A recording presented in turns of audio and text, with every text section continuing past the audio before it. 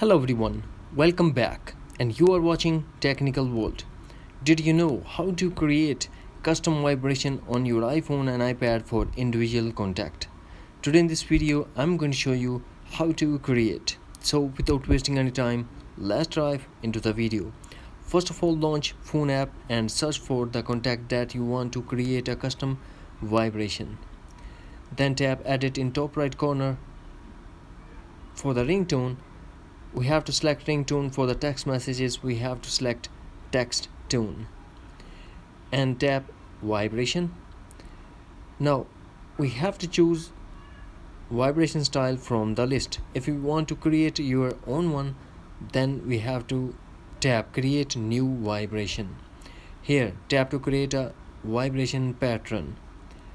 Tap and hold, or you have to tap again and again, and you will create your custom vibration. Now tap stop. If you want to play, tap play, otherwise tap save.